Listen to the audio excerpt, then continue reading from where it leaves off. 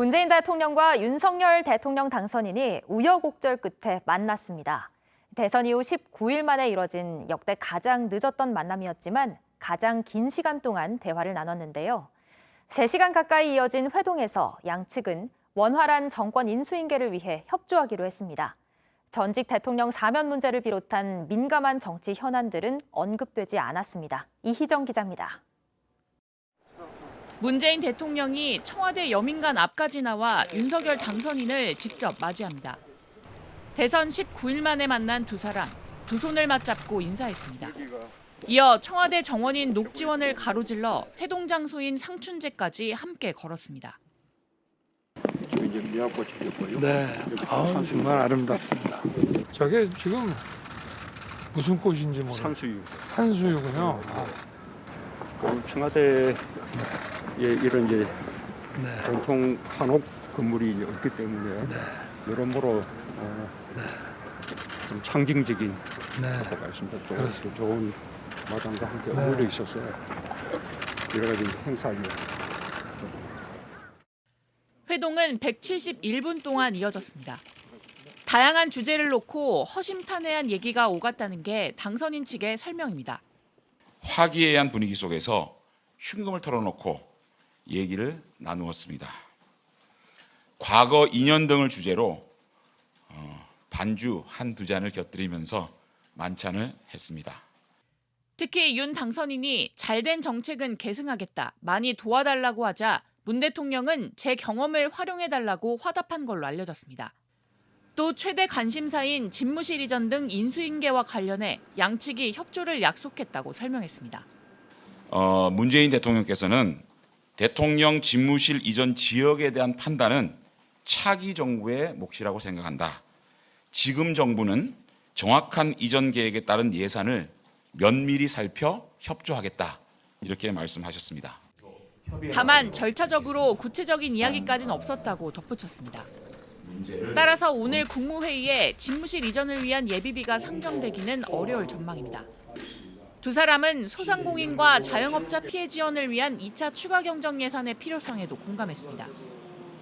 다만 윤석열 당선인이 약속한 50조 원 등 구체적인 예산 규모와 시기에 대한 논의는 없었고 최근 갈등을 빚은 정부 인사 문제도 실무 협의를 이어가기로 했습니다.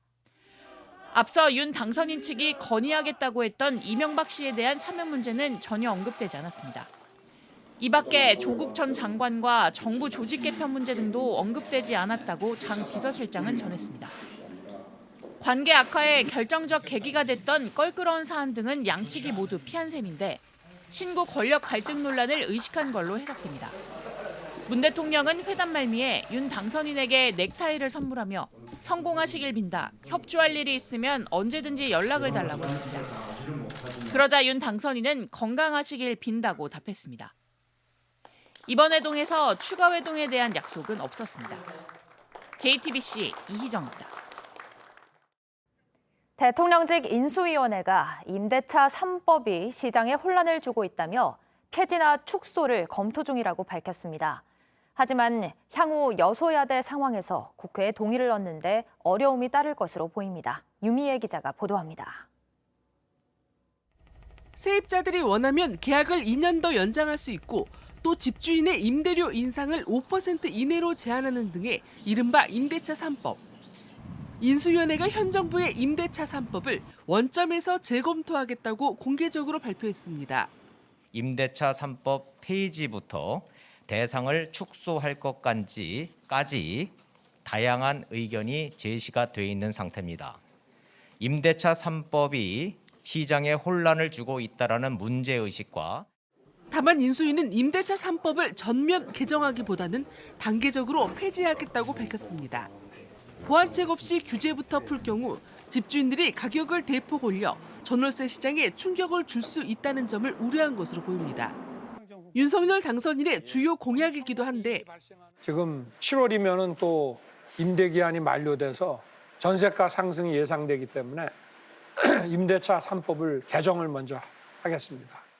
인수위는 이를 시작으로 다주택자와 재건축 등 부동산 규제를 대대적으로 손볼 것으로 예상됩니다. 2020년 7월 민주당 주도로 도입된 임대차 3법은 세입자 보호를 위한 제도였지만 전세 매물 실종과 전세값 상승 등의 부작용을 불러왔습니다. 문제는 여소야대 국면에서 국회 문턱을 넘으려면 거대 야당인 더불어민주당의 협조가 필수적이란 점입니다. 임대차 3법의 폐지나 축소는 국회에서 법을 고쳐야 가능한데 민주당은 오히려 법이 안정화되는 과정이라며 수정 계획이 없다는 입장이라서 진통이 예상됩니다. JTBC 유미입니다. 어젯밤 9시까지 전국에서 33만 3천여 명의 코로나19 신규 확진자가 나왔습니다. 하루 전보다 15만 명 넘게 늘었는데요. 전날 20만 명 아래로 내려오면서 11주 만에 감소세로 전환됐지만 방역당국은 다음 달까지도 매일 확진자가 수십만 명씩 나올 가능성이 있다고 봤습니다. 오미크론보다 전파력이 더 강한 스텔스 오미크론이 우세종이 됐기 때문입니다. 윤영탁 기자의 보도입니다. 서울 마포구의 선별검사소. 오후 검사가 시작되자 줄이 빠르게 줄어듭니다. 평소 이곳까지 검사를 받으러 온 사람들로 줄을 섰던 곳인데 검사량이 많아지는 월요일이지만 지금은 보시는 것처럼 도착하는 대로 검사를 받을 수 있을 정도입니다. 네, 많이 줄었어요. 20% 더 됐는데 워낙 많았어가지고 병원에서 이제 신속 항원 검사 하면서 2주 전 신속 항원 검사를 받으러 온 사람들로 복도까지 긴 줄이 들어섰던 호흡기 전담 클리닉도 요즘은 한산합니다. 실제 지난주 검사량은 전주보다 20% 가까이 줄었습니다. 당국은 이 때문에 확산세가 꺾였을 가능성도 배제하지 않고 있습니다. 검사를 기피하는 숨은 감염 사례들이 있음을 고려하면 오미크론이 확실히 감소세로 들어갔는지는 좀 더 주의 깊은 관찰이 필요합니다. 연일 방역 완화 메시지를 내놓던 정부도 신중한 태도로 바뀌었습니다. 이른바 스텔스 오미크론 검출률이 50%를 넘어서 우세종이 됐기 때문입니다. 오미크론은 델타보다 많은 30여 개의 돌연변이로 2배 이상 빨리 감염됩니다. 그런데 스텔스 오미크론은 이 중 절반 정도가 다시 변이를 일으켜 전파 속도가 1.5배가량 더 빠릅니다. 스텔스 오미크론이 우세종이 되면서 앞으로도 매일 20만 명 안팎의 확진자가 한 달가량 더 나올 거란 전망이 많습니다. 델타와 오미크론이 결합한 델타크론 등 새로운 변이도 걱정입니다. 언제든지 새로운 변이가 발생할 가능성은 굉장히 높다라고 보고 있고 전문가들은 유행이 끝나기 전 새로운 변이가 들어오면 충격은 더 클 수밖에 없다며 세밀한 관찰을 주문했습니다. JTBC 윤영탁입니다. 최근 전쟁의 여파로 경유값이 무섭게 올랐죠. 급기야 휘발유값보다 비싸게 파는 주유소도 생겼습니다. 종일 경유차를 모는 화물기사나 자영업자들은 특히 한숨이 깊은데요. 왜 이렇게 됐는지 서효정 기자가 취재했습니다. 서울의 한 주유소입니다. 경유값은 리터당 2,463원, 리터당 2,427원인 휘발유값보다 36원 비쌉니다. 2008년도인가 2009년도인가 2,000대 넘을 때가 한번 있어서 경유가. 그리고 처음으로 알고 있어요 지금은. 또 다른 주유소도 휘발유값은 리터당 2,428원인데 비해 경유값은 리터당 2,450원에 달합니다. 리터에 1,886원 정도 하는 거죠. 거기서 지금 하고 오신 거세요? 네네. 아니 영업도 돌면서 하는데 기름값까지 너무 올라버리니까 부담되는 선이 있죠. 전체 주유소로 봤을 땐 경유값이 휘발유값보다 싼 곳이 훨씬 많지만 이곳들도 가격 차이가 점점 좁혀지고 있습니다.